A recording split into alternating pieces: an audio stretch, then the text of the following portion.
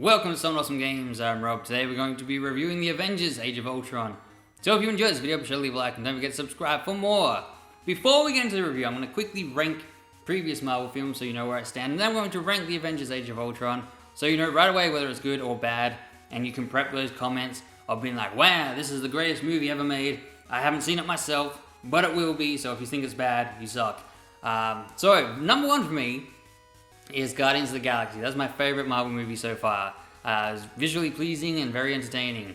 Followed quickly by Captain America, the Winter Soldier. Badass Captain America action with a good story and some surprises. What's not to love? But then the Avengers is not third or fourth. It'll be like fifth or sixth. I'm not going to go through and rank them. I like the Avengers, but I find it hard to sit through again. It can kind of get a bit boring in parts. But then Age of Ultron, where does it sit? I'm going to say it sits way down below Guardians of the Galaxy. So it's my second favorite Marvel movie. It's a good popcorn film. It's probably not as well written as the first Avengers, but it's very entertaining. It's very funny. It's a long movie, and I laughed a lot in it. So like they had plenty of time to make me laugh, but I laughed a lot. It's very funny. Good action right from the get-go. We have better action than the first Avengers. Like just the first sequence in this movie is much better action, because the team is working as a team for once. I know what you're saying, but Rob, they fought as a team at the end of the first Avengers and saved New York. Yeah, they fought, but they just kind of had their own little individual battles here and there.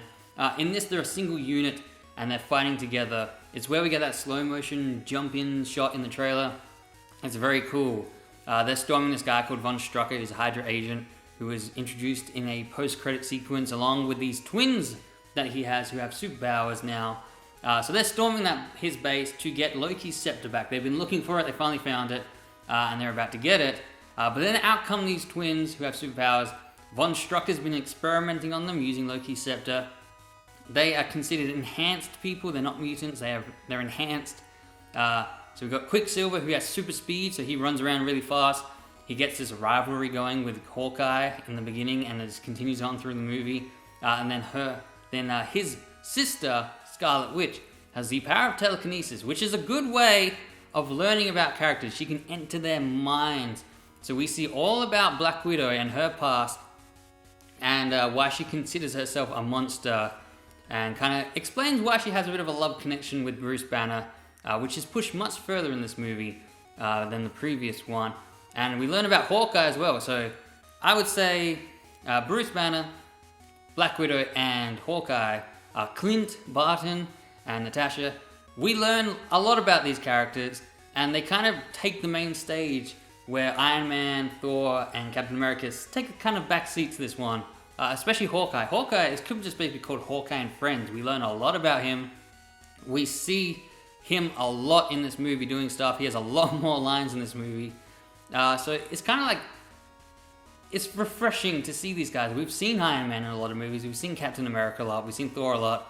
It's nice to get these kind of what were considered second-tier heroes to step into the limelight and show why they are a part of the Avengers.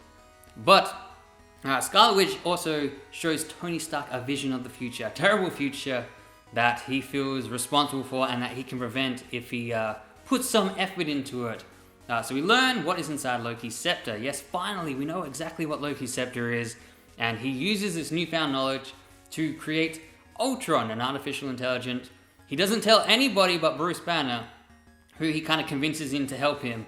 So he does this kind of on his lonesome, like, oh, I gotta do this, I gotta save the world, we've got a bit of a deadline here. Let's create Ultron, a peacekeeping program that will protect the Earth so we don't have to.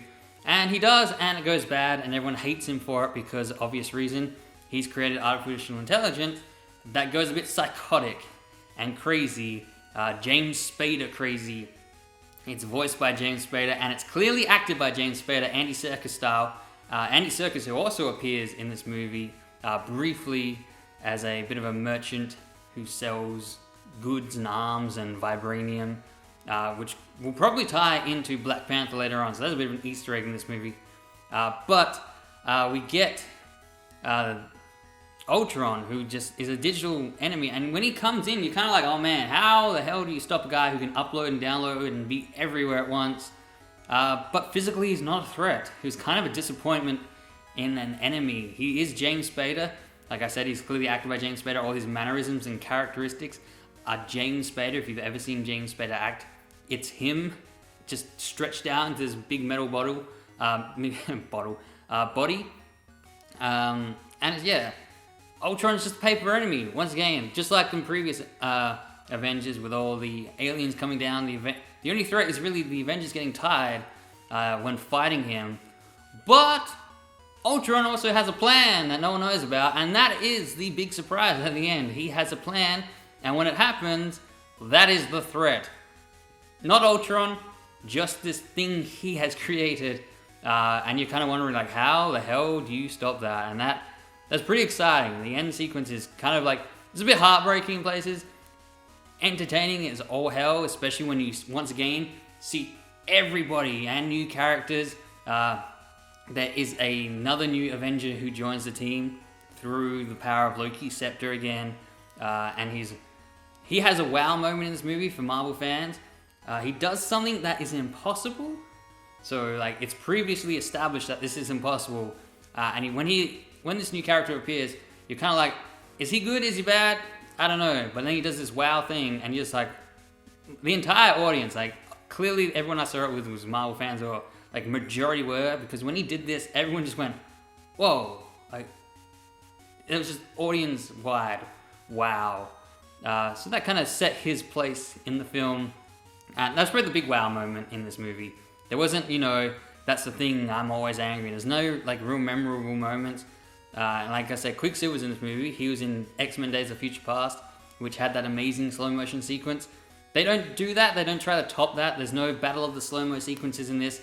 So there's nothing overly memorable, but it's entertaining as hell.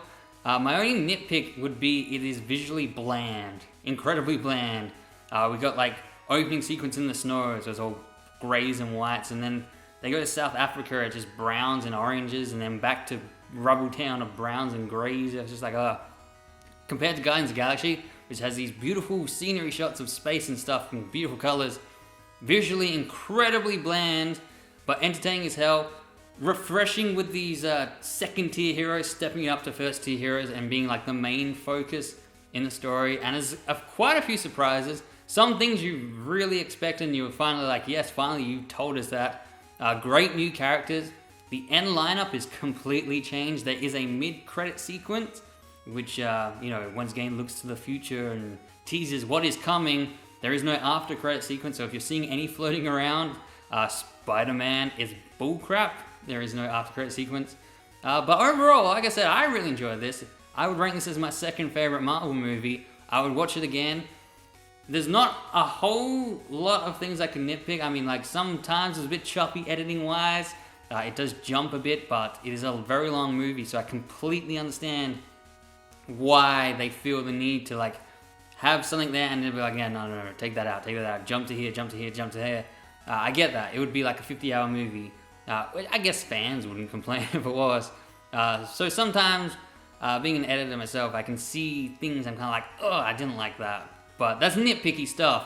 Besides that, I really enjoyed this. I was entertained as hell. I loved all the new additions coming into this. Marvel are killing it, man. Like, the movies they're bringing out, I cannot wait to see more. Get there. Give it a couple minutes. Your parents will show you. So let's go for a cruise. Let's cruise around Tatooine. Air quotes Tatooine. This is my very rushed, whipped up thing. Watch out for these Tusken Raiders. Tonight, the role of Tusken Raiders will be played by